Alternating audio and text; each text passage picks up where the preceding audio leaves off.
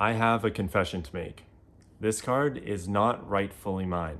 I stole it. It represents a peak in Pokemon card history, a peak that cannot be replicated. My brother pulled this card out of a booster pack all those years ago, and shortly after, I proposed that we play a game for it, and I cheated.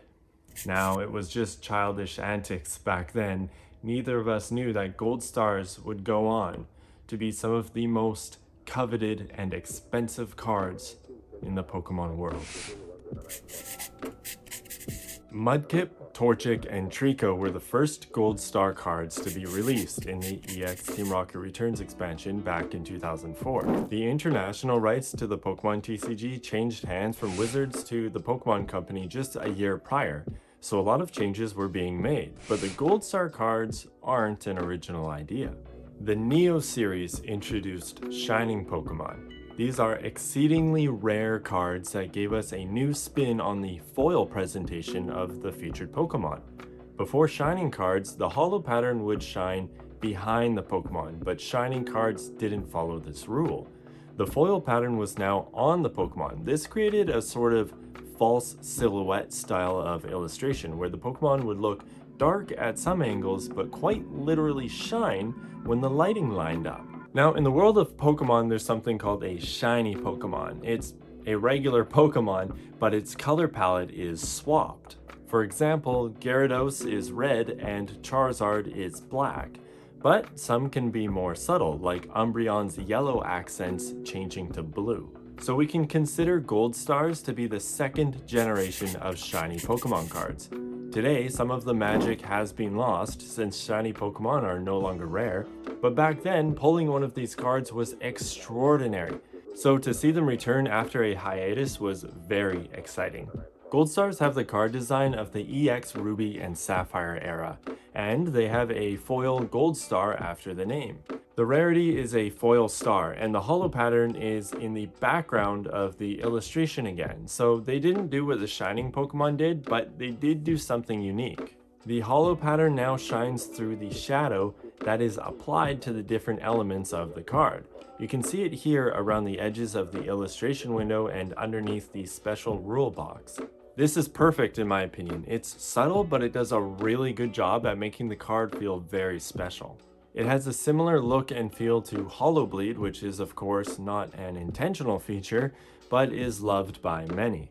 And the Pokemon themselves are shiny, so they have the swapped color palette, but in the illustration they are posed dynamically, extending beyond the boundaries of the illustration window. This does a lot to bring the card to life. Many of them come in trios, like the legendary dogs or the Gen 3 starters, and look amazing when displayed together. But others are solo, like Pikachu for example, and then there's one set of 5, and that would be the Evolutions. And every single one of these was drawn by Masakazu Fukuda. This artist has been around since EX Fire Red and Leaf Green, and has illustrated nearly 500 Pokemon cards, including over a dozen Delta species. So as the Gold Star cards were starting to wrap up, the Pokemon Company introduced Delta species Pokemon cards. According to the lore, this is a new classification of Pokemon. These Pokemon were affected by the electromagnetic waves of the Holon Tower, which resulted in their type being switched to something new. For example, this Gyarados became an electric metal type instead of water type. But as Gold Stars faded out and the Delta came in, we got a little bit of an overlap. This resulted in 3 Gold Star Delta species cards: Charizard, Gyarados, and Mew. I've always found these cards captivating because the Pokemon are so far removed from their original design. So there are 29 Gold Star cards in total, and they all come from the EX Ruby and Sapphire era. But there are 2 exceptions. They come from the 2021 Celebrations expansion. One is an Umbreon reprint, which has the Pikachu stamp and a beautiful texture over the card's surface, and Greninja, which is a brand new card. This is notable because the character Greninja wasn't created yet when Gold Stars were being made, so this was a chance to see a new Pokemon in the style of an older card, and I really like how this one turned out. The introduction of these two new Gold Star cards is a great way for new collectors to get their hands on a Gold Star, because buying these cards today is not cheap. All Pokemon cards increased in value after the pandemic. It was a perfect storm for collectibles, and Gold Star Pokemon cards were riding the wave. While they are extremely rare cards, some got expensive and some got really expensive. If you're like me and you buy cards on a smaller budget, you might consider Regice, Regirock, or Registeel. These guys occupy the lower end of the market along with Entei, Groudon, and Kyogre. But then demand starts to increase for cards like Mewtwo, Mew, Vaporeon, and Gyarados. And that's still nothing compared to the heavy hitters, Charizard, Torchic, and of course, Rayquaza. Another two that break the bank are Umbreon and Espeon.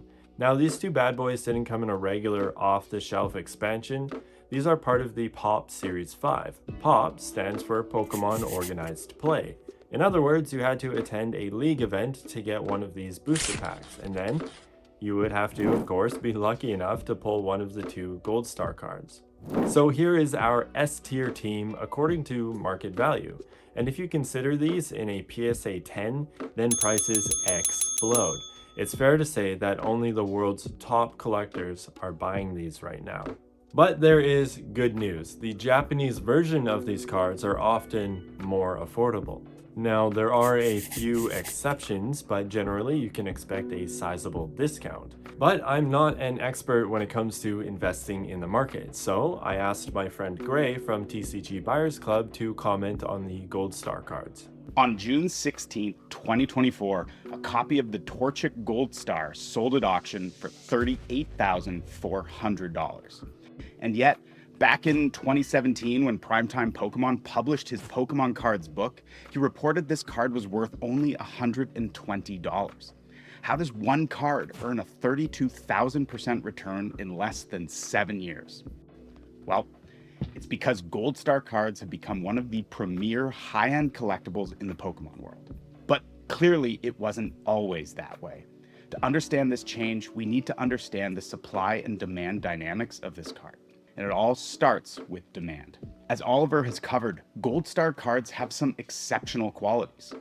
One, they were the second style of card to ever feature shiny Pokemon after the Shining cards from the Neo era. Two, they all have similar art styles, creating strong visual cohesion across the cards and establishing them as an exceptional mini set to collect. And three, they play an interesting role in the history of Pokemon cards as the first great chase cards of the post-WotC era.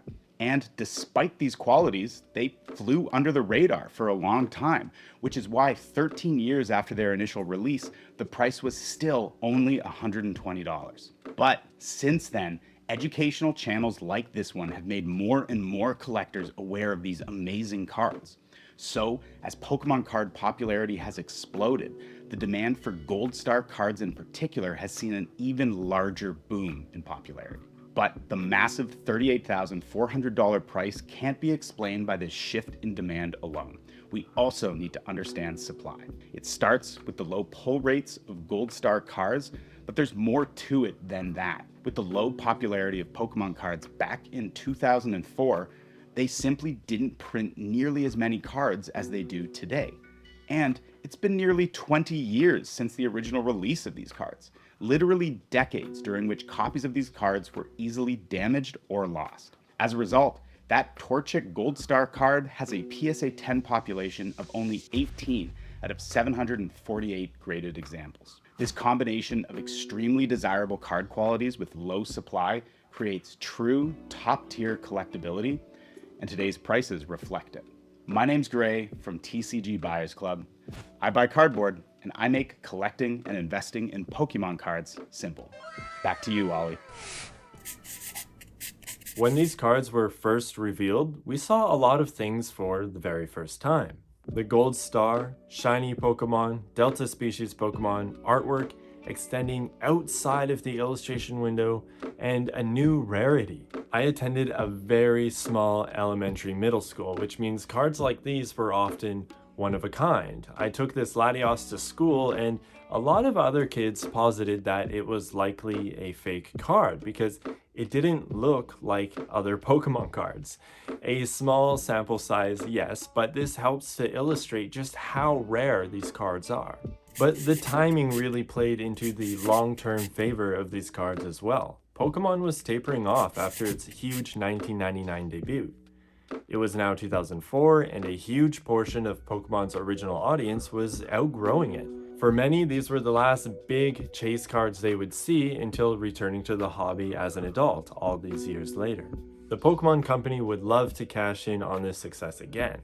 If Gold Star cards were a repeatable formula, you can bet the farm that they'd milk it, but it's not. It's not like they can add another symbol behind the Pokemon name. They tried that already and it didn't take off. They blew shiny Pokemon completely out of proportion, and it's not like they can bring the Pokemon out of the illustration window more, since they did away with the illustration window altogether. And in recent years, we've seen copycats like the Prism cards, Amazing Rares, and Radiant Rares. And now, I'm not trying to speak negatively of them, I love them all, but they do feel like an attempt at recapturing the magic of Gold Stars that doesn't quite hit the spot. But perhaps the strongest point is the community. This can't be bought. Gold Star cards have been growing a community over the past 20 years. We love these cards. I mean, just look at the prices and you can see that demand is through the roof. There are even custom Gold Stars. People out there who dedicate hundreds of hours of their time to recapturing magic and applying it to Pokemon that never got the gold spotlight.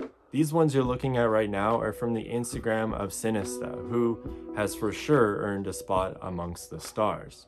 So, after some deep reflection, I made a decision. All these years I've been so emotionally attached to this card, but after all, it is just a material possession. And anyone smart will tell you that in life we should instead focus on experiences, and more importantly, family. The card is not mine. It never was. It's time to return the card to its rightful owner. My brother and I live in different cities, so I decided to take the trip out there and surprise him.